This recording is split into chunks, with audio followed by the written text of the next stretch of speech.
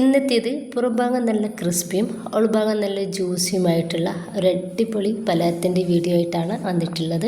ഇപ്പോഴും നമ്മുടെ കയ്യിലെ ചേരുവകൾ മാത്രം മതി ഇതുണ്ടാക്കിയിട്ടെടുക്കാൻ വേണ്ടിയിട്ട്.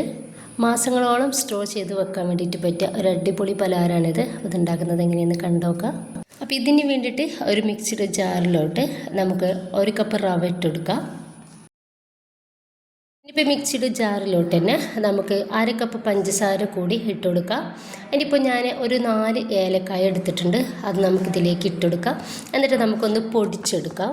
ഞാൻ ഇതൊന്ന് പൊടിച്ചെടുത്തിട്ടുണ്ട്, അതൊരു പാത്രത്തിലേക്ക് ഇട്ടെടുക്കുന്നുണ്ട്. ഏറ്റവും നൈസായിട്ടുള്ള ചെറിയ തരികളോട് കൂടിയിട്ട് വേണം നമ്മത് പൊടിച്ചെടുക്കാൻ വേണ്ടിയിട്ട്. ഇനിയിപ്പോൾ ഞാനിതാ ഒരു 3/4 കപ്പ് തേങ്ങ ചിരകിയിട്ട് അതൊന്ന് പൊടിച്ചെടുത്തിട്ടുണ്ടായിരുന്നു, അതൊന്ന് ഇതിലേക്ക് ഇട്ടെടുക്കാം.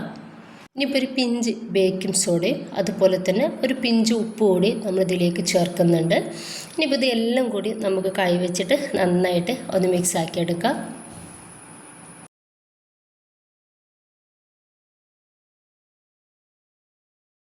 അപ്പോൾ ഞാൻ എല്ലാം കൂടി ഒന്ന് മിക്സ് ആക്കി എടുത്തതിന് ശേഷം ഒരു 1/4 കപ്പ് വെളിച്ചെണ്ണയാണ് എടുത്തിട്ടുള്ളത്. ഇനിയിപ്പോൾ നിങ്ങൾക്ക് ഇതിന് പകരമായിട്ട് ബട്ടറോ നെയ്യോ ഒക്കെ എടുക്കാവുന്നതാണ്. ഇനിയിപ്പോൾ എല്ലാം കൂടി നമുക്ക് ഒന്നുകൂടി ഇതുപോലെ ഒന്ന് കുഴച്ചെടുക്കാം.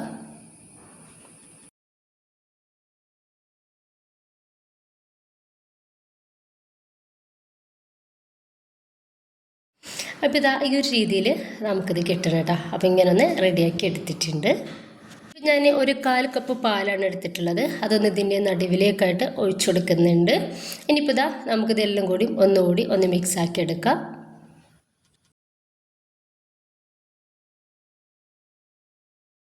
നന്നായിട്ട് എല്ലാം കൂടി നമുക്കൊന്ന് കുഴച്ചെടുക്കണം. ഒരു 1-2 മിനിറ്റ് നമുക്കൊന്ന് കുഴച്ചെടുക്കാം. അപ്പോൾ നമ്മളിതൊന്ന് റെഡിയാക്കി എടുത്ത സമയത്ത് ഈ ഒരു രീതിയിലാണ് നമുക്കിത് കിട്ടുക. ഏകദേശം ഒന്ന് അരിഞ്ഞിരിക്കുന്ന രീതിയിലാണ് ഇത് ഉണ്ടാവുക. ഇതിലോട്ട് ഞാൻ എടുത്തിട്ടുള്ളത് 1/2 കപ്പ് മൈദയാണ്. ഈ ഒരു മൈദക്ക് പകരം നിങ്ങൾക്ക് ഗോതമ്പ് പൊടി എടുക്കാവുന്നതാണ് കേട്ടോ. ഇനിയിപ്പോൾ ഈ ഒരു മൈദ ഇട്ടെടുത്തിട്ട് ഒന്നുകൂടി കുഴച്ചെടുക്കാം. എന്നിട്ട് നമുക്ക് ഇത് വീണ്ടും ലൂസായിട്ട് ഇരിക്കുകയാണെങ്കിൽ വീണ്ടും കുറച്ച് മൈദ കൂടി നമുക്കിതിലേക്ക് ചേർക്കാവുന്നതാണ്. ഞാനൊന്ന് കുഴച്ചെടുത്ത് നോക്കട്ടെ.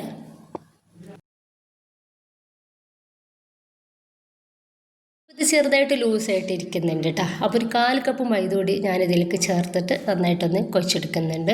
കുഴച്ചെടുക്കേണ്ട, നമുക്ക് ജസ്റ്റ് ഒന്ന് ഇതുപോലെ ഒന്ന് മിക്സാക്കി കൊടുത്താൽ മാത്രം മതി.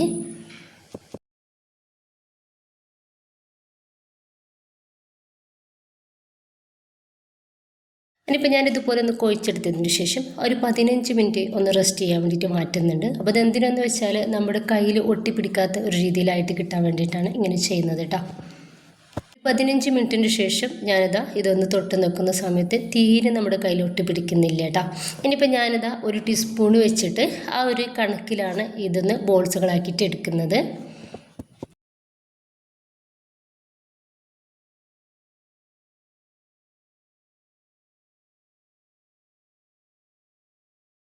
അപ്പോൾ ഈ ഒരു രീതിയിൽ നമുക്ക് മുഴുവനായിട്ട് തന്നെ റെഡിയാക്കി എടുക്കാം. നന്നായിട്ട് ചൂടായിട്ടുള്ള എണ്ണയിലേക്ക് നമുക്ക് ഓരോന്നായിട്ട് ഇട്ട് കൊടുക്കാം. ഏറ്റവും ലോ ഫ്ലെയിമിൽ ഇട്ടിട്ട് വേണം നമ്മളിതൊന്ന് റെഡിയാക്കി എടുക്കാൻ വേണ്ടിയിട്ട്. നമ്മളിത് എണ്ണയിലേക്ക് ഇട്ടെടുക്കുമ്പോൾ തന്നെ ആദ്യമായത് ഇതുപോലെ മറിച്ചിട്ട് കൊടുക്കണം.